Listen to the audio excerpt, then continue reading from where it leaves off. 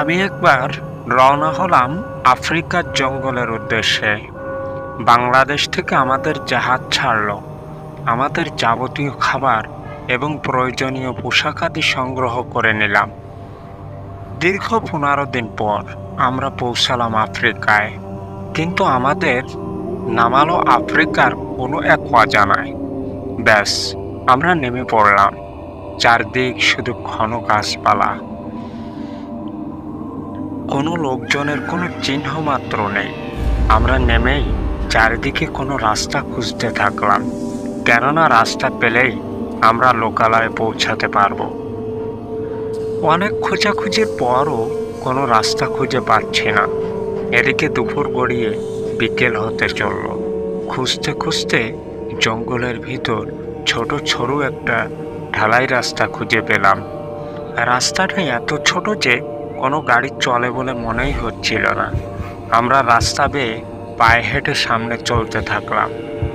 চলতে চলতে ভাগ্যের খারাপের পরিসমাপ্তি ঘটল। হঠাৎ একটি বাস এসে শিয়রে দাঁড়ালো। তখন সূর্য ডুবো ডুবো প্রায়। ভাবলাম বাসে উঠলে অন্তত লোকালয়ে তো পৌঁছাতে পারবো। বাসটি অবিরাম চলতে থাকলো। জঙ্গলি রাস্তা, শুধু এই একটাই বাস। আমরা 2 থেকে আড়াই ঘন্টা বাসে চলছিলাম, কিন্তু অন্য কোনো বাস তো দূরের কথা, একটা ছোট সাইকেলও কোথাও দেখতে পেলাম না। এক পর্যায়ে আমাদের একটা বাজারের উপর বাসটি নামিয়ে দিল। বাজারটি ছিল বেশ অদ্ভুত, আমাদের বাংলাদেশের মতো না। সেখানে সবাই বসে আছে কোনো ঝুপড়ি পাতার ছাউনির নিচে অথবা গাছের আড়ালে বসে ক্রয় বিক্রয় করছে। বাজারে তেমন কোনো ভিড় ছিল না। ছিমছাম নীরবতা বিরাজ করছে চারিদিকে। আমি ভাবলাম, এই জঙ্গলে যেহেতু একটা বাজার পেয়েছি, সেহেতু এ বাজার ছেড়ে কোথাও যাওয়া যাবে না। আশপাশে নিশ্চয়ই কোনো লোকালয় আছে। আমি এক দোকানদারের কাছে গেলাম। তার ভাষা আমি বুঝতে পারছিলাম না। আমার বন্ধু ফরিদ আবার দোভাষী। দোকানদারের সব কথা শুনে বলল, এখানে আপনারা রাত্র বিচারণ করবেন না, জায়গাটা ভালো নয়।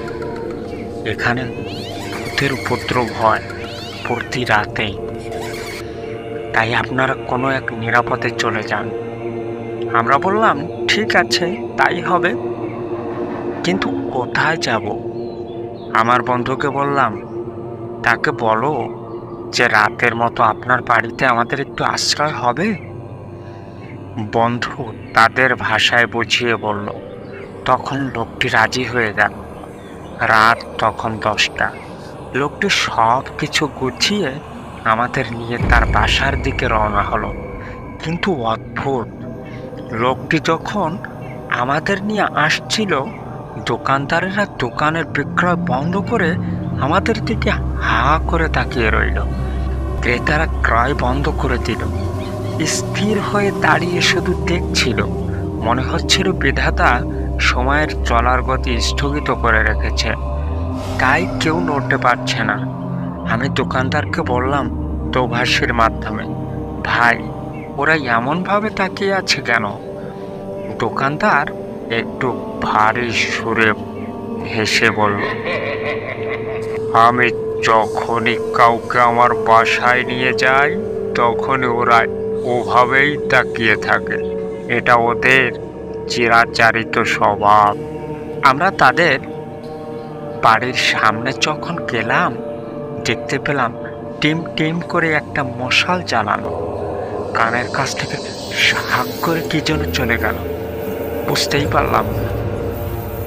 তবে মনে হলো কোনো সাদা পোশাকের ছিল। বাগান বাড়ি, অপরিচিত জায়গা, খুব ভয় লাগছিল। আমি ভয়ে ভয়ে প্রবেশ করলাম।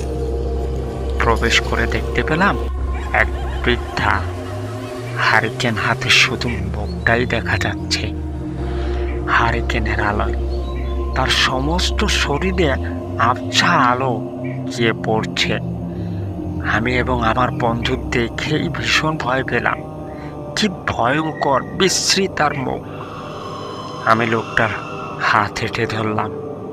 লোকটা বলল, কি ভয় লাগছে? উনি আবার মা। আমরা বললাম, আপনার স্ত্রী নেই? লোকটা বলল, না, সে মারা গেছে। আমাদের রাতের খাবারের মেনু ছিল আলু সেদ্ধ। ভাবলাম, যাক, কিছু তো খেলাম, একেবারে না খেয়ে রাত্র যাপন তো করতে হবে না। লোকটি বলল, খবরদার, রাতে বের হবেন না, জায়গাটি কিন্তু ভালো নয়। ব্যাস, আমরা শুয়ে পড়লাম। সারাদিনের ক্লান্তির পর চোখ জুড়িয়ে এলো সাথে সাথে।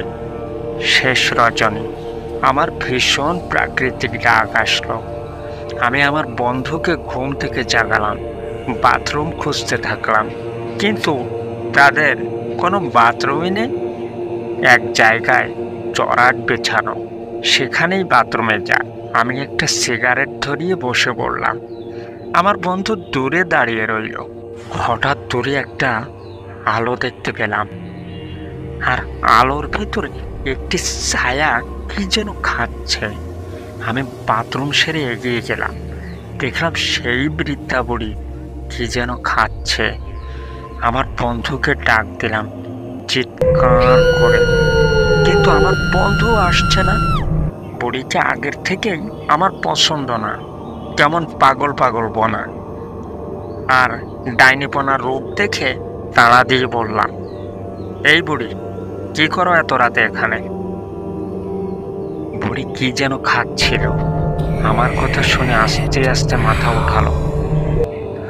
যখনই মাথা উঠালো, তখনই দেখলাম তার সারা মুখের রক্ত মাখানো, আর মানুষের কাটা হাত নিয়ে খাচ্ছে, খিল খিল করে হাসছে এবং কি যেন বলছে।